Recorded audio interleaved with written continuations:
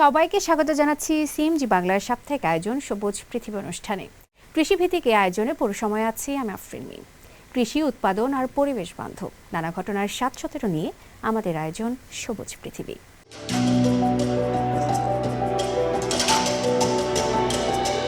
প্রকৃতি তার আপন খেয়ালে সাজিয়েছে পাহাড় আর অরণ্যকে। বলছি চীনের ইউনান প্রদেশের কথা, যেখানে এই পাহাড়ের বুকে লুকিয়ে আছে এক উষ্ণ রহস্য আর প্রকৃতির আশীর্বাদ। পাওশান শহরের ছংমেই এখানে মাটি খুঁড়ে বেরিয়ে আসে এমন এক জলাধার, যা সাধারণ স্বচ্ছ পানির মতো নয়, বরং খনিজ সমৃদ্ধ ঘন কালো। আজ আমরা কথা বলবো পাওশানের সেই বিখ্যাত ব্ল্যাক হট স্প্রিং নিয়ে। চীন ঘুরে এসে বিস্তারিত জানাচ্ছেন শাহানশা রাসেল।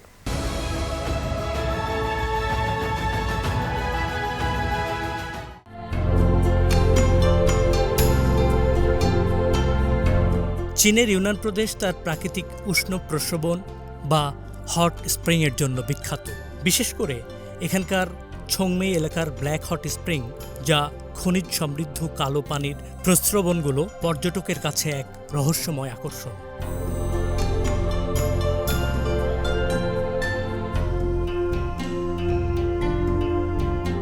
পাওশানের এই বিশেষ হট স্প্রিংগুলোর পানি কালো হওয়ার পেছনে কোনো জাদু নেই, আছে বিজ্ঞান।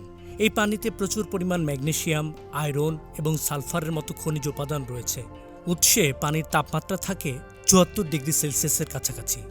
আগ্নেয়গিরির পাদদেশে অবস্থিত হওয়ায় এই খনিজগুলো পানির সঙ্গে মিশে একে একে গাঢ় রং এবং অনন্য ঔষধি গুণ দান করে।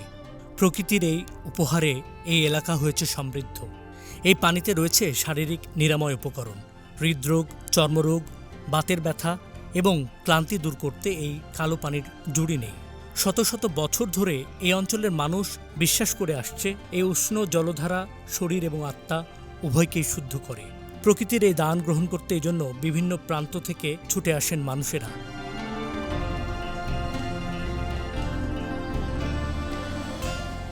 যার ফলে ২০২০ সালে সরকারি উদ্যোগে অঞ্চলটিকে পর্যটন বান্ধব করে তোলার কোনো কমতি ছিল না। গড়ে তোলা হয় পরিকল্পিত অবকাঠামো, water park, business street, commercial space. শারীরিক ও মানসিক প্রশান্তির জন্য এখানে অনেকেই স্বল্প এবং দীর্ঘ সময়ের জন্য সময় কাটাতে আসেন। এসব ভবনে এক মাসের জন্য অ্যাপার্টমেন্ট ভাড়া গুনতে হয় ৩,০০০ ইউয়ান। চাইলে অ্যাপার্টমেন্ট কিনে নেওয়াও যায়, তখন মূল্য দাঁড়ায় ৪ লাখ ইউয়ানে। আর এভাবেই পর্যটনকে কেন্দ্র করে গড়ে উঠেছে শক্তিশালী অর্থনীতি। এই এলাকাতেই রয়েছে তাই জাতির ছোট্ট গ্রাম, আছে পাহাড় আর ধান ক্ষেতের অপরূপ প্রকৃতির দৃশ্য। এখানে রয়েছে ৩০০ বছরের পুরনো একটি প্রাচীন বৃক্ষ। এটি তাই জাতির জন্য প্রার্থনার স্থান বা পবিত্র ভূমি। আকাঙ্ক্ষা পূরণের জন্য তারা এখানে এসে মানত করে এবং সুতা বেঁধে দেয়।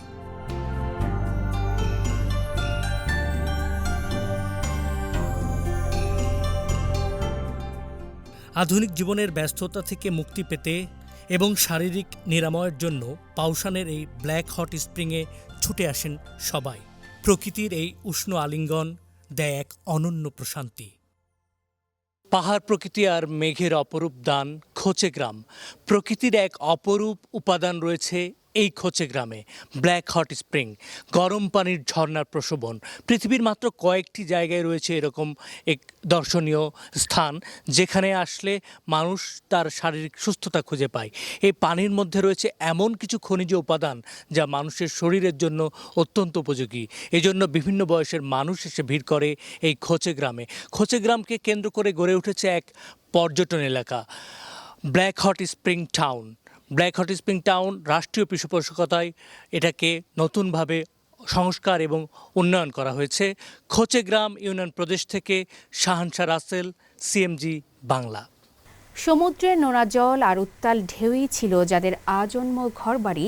সেই নৌকার বাসিন্দা তাঙ্কা সম্প্রদায়ের জীবনে আজ লেগেছে পরিবর্তনের হাওয়া। চীনের হাইনান প্রদেশের সিনচুন শহরের উপকূলে প্রজন্মের পর প্রজন্ম নৌকায় কাটানো এই মানুষগুলো এখন স্থির ডাঙায় খুঁজে পেয়েছে আধুনিক জীবনের নতুন ঠিকানা। তবে শিকড় ছিঁড়ে নয়, বরং তাদের পুরনো ভাসমান ঘরগুলোকে এখন তারা বদলে ফেলেছে লাভজনক মৎস্য খামারে।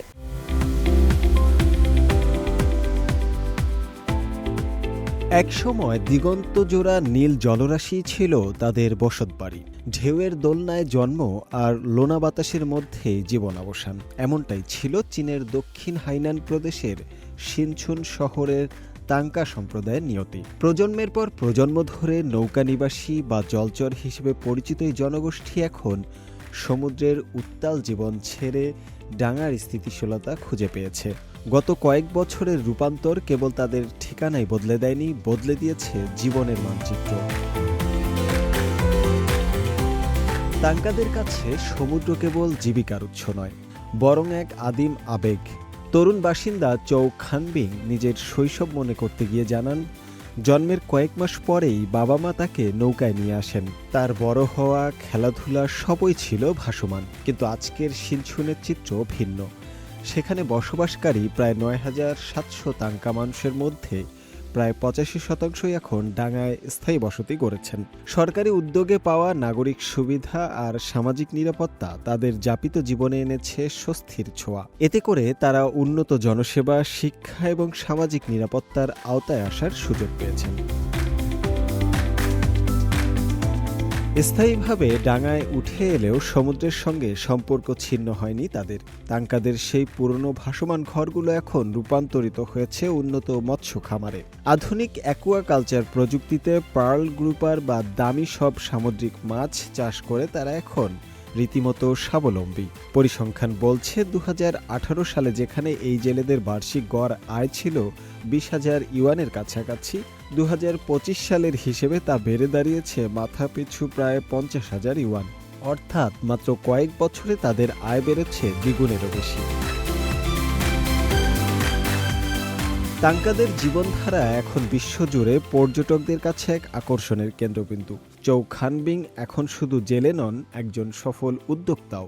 তিনি পরিচালনা করছেন সমুদ্রের উপর ভাসমান হোমস্টেট, যেখানে নৌকার আদলে তৈরি ঘরে পর্যটকরা রাত কাটাতে পারেন এবং অনুভব করতে পারেন তাঙ্কাদের প্রাচীন জীবনযাত্রা। এই উদ্ভাবনী পর্যটন প্রকল্পটি ব্যাপক সাড়া ফেলেছে। পর্যটন মৌসুমে এখানে তিল ধারণের জায়গা থাকে না। এবছর এখন পর্যন্ত এই খাত থেকে প্রায় ৩০ লাখ ইউয়ান আয় হয়েছে।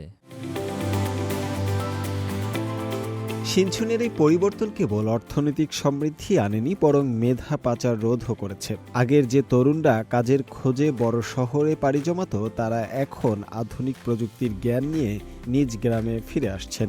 ঐতিহ্য রক্ষা করেও কিভাবে উদ্ভাবনী উপায়ে সমৃদ্ধি আনা যায়, তাঙ্কা সম্প্রদায়ের এই উত্তরণ তারই এক উজ্জ্বল দৃষ্টান্ত। নৌকা থেকে আধুনিক অট্টালিকা, এই কয়েক মাইলের যাত্রা যেন এক দীর্ঘ ইতিহাসের সমাপ্তি এবং এক নতুন সম্ভাবনাময় ভবিষ্যতের শুরু। তাঙ্কাদের জীবনে এখন ঢেউয়ের গর্জন নেই, আছে শুধু সাফল্যের ধীর লয়। শুভ আনোয়ার, CMG বাংলা।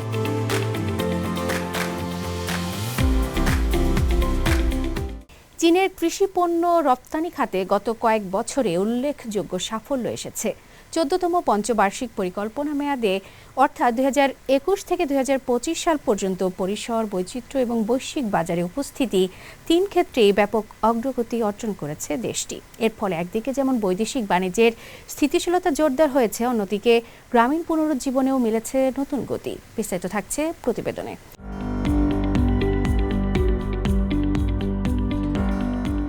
চীনের শুল্ক বিভাগের পরিসংখ্যান অনুযায়ী 14তম পঞ্চবার্ষিকী পরিকল্পনাকালীন সময়ে দেশটির কৃষি পণ্য রপ্তানি ধারাবাহিকভাবে বৃদ্ধি পেয়েছে। 2021 সালে যেখানে কৃষি পণ্য রপ্তানি মোট মূল্য ছিল 444.34 বিলিয়ন ইউয়ান, সেখানে 2014 সাল থেকে তা বেড়ে দাঁড়িয়েছে 732.75 বিলিয়ন ইউয়ানে। অর্থাৎ 3 বছরের ব্যবধানে রপ্তানি মূল্য বেড়েছে 34.6%। চলতি বছরের জানুয়ারি থেকে নভেম্বর এই 11 মাসেই চীনের কৃষি পণ্য রপ্তানি বিশ্বের 224টি দেশ ও অঞ্চলে পৌঁছে গেছে। বিশেষজ্ঞদের মতে এই বিস্তৃত বৈশ্বিক বাজার চীনের কৃষিখাতকে আরও প্রতিযোগিতামূলক করে তুলছে। এই রফতানি সম্প্রসারণ সরাসরি প্রভাব ফেলেছে দেশের কৃষি উৎপাদন দক্ষতা ও কৃষকদের আয় বৃদ্ধিতে। বিশেষ করে দারিদ্র্য বিমোচনের মাধ্যমে অর্জিত সাফল্য সংহত করতে কৃষি পণ্য রপ্তানি গুরুত্বপূর্ণ ভূমিকা রাখছে বলে মনে করছেন বিশ্লেষকরা। চীনের কৃষি রপ্তানির বৈশ্বিক বিস্তারের চিত্র স্পষ্টভাবে ফুটে উঠছে স্থানীয় পর্যায়েও। সম্প্রতি উত্তর পশ্চিম চীনের নিংসিয়াহুই স্বায়ত্তশাসিত অঞ্চলের চংওয়ে শহরে উৎপাদিত ব্রোকলি সংগ্রহ করে আধুনিক প্যাকেজিংয়ের মাধ্যমে পাঠানো হয়েছে দক্ষিণ পূর্ব এশিয়ার বাজারে, যার মধ্যে রয়েছে মালয়েশিয়াও। সরকারি তথ্য অনুযায়ী এ পর্যন্ত নিংসিয়ার উৎপাদিত সবজি বিশ্বের 28টি দেশ ও অঞ্চলের মানুষের খাবারের টেবিলে পৌঁছে গেছে। এতে শুধু স্থানীয় কৃষকদের আয় বাড়েনি, বরং ওই অঞ্চলের কৃষিপণ্যের আন্তর্জাতিক পরিচিতিও বহুগুণে বৃদ্ধি পেয়েছে। বিশ্লেষকদের মতে কৃষিতে আধুনিক প্রযুক্তির ব্যবহার, মান নিয়ন্ত্রণ, উন্নত লজিস্টিক ব্যবস্থা এবং আন্তর্জাতিক বাজারের চাহিদার সঙ্গে সামঞ্জস্য রেখে উৎপাদন পরিকল্পনার কারণেই এই সাফল্য অর্জন সম্ভব হয়েছে। চীনের নীতি নির্ধারকরা আশা করছেন ভবিষ্যতেও কৃষি পণ্য রপ্তানির এই প্রবৃদ্ধি বৈদেশিক বাণিজ্যের স্থিতিশীলতা বজায় রাখার পাশাপাশি গ্রামীণ অর্থনীতিকে আরও শক্তিশালী করবে এবং টেকসই উন্নয়নের পথে দেশটিকে এগিয়ে নেবে। নাজমুল হক রাইয়ান, সিএমজি বাংলা।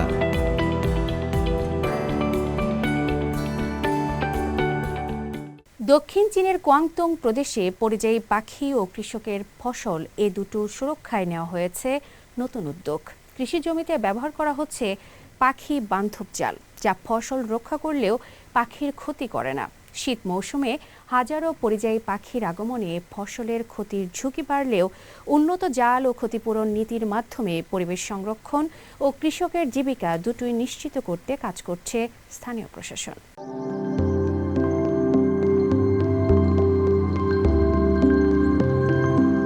চীনের বিভিন্ন প্রকৃতি সংরক্ষণ এলাকায় পরিবেশের উন্নতি হয়েছে, এর প্রমাণ দিচ্ছে শীতের পরিযায়ী পাখিরা। আনহুই প্রদেশের শিচৌ শহরের মুনলেকে ইতিমধ্যে 10,000-এরও বেশি পরিযায়ী পাখি এসেছে। পানির ধারে পাখির ঝাঁক, কেউ পানি ঘেঁষে উঠছে, কেউ আকাশে। সর্বশেষ তথ্য অনুযায়ী এবছর 800-এরও বেশি তুন্দ্রা রাজহাঁস এসেছে এই লেকে। এরা চীনের দ্বিতীয় শ্রেণীর সুরক্ষিত পাখি। এছাড়া আছে ধূসর রাজহাঁস, সবুজ ডানা, টিল ও বক।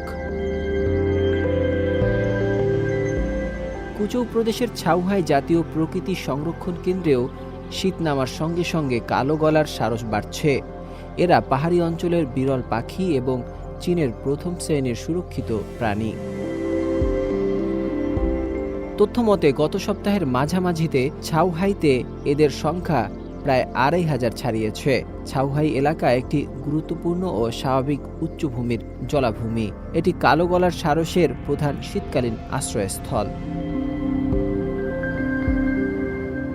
সাম্প্রতিক বছরগুলোতে এখানকার জলাভূমি রক্ষায় প্রশাসন উল্লেখযোগ্য সাফল্য পেয়েছে।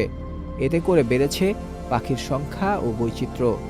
এখন শীতকালে এখানে 1,00,000-এরও বেশি পরিযায়ী পাখি আসে।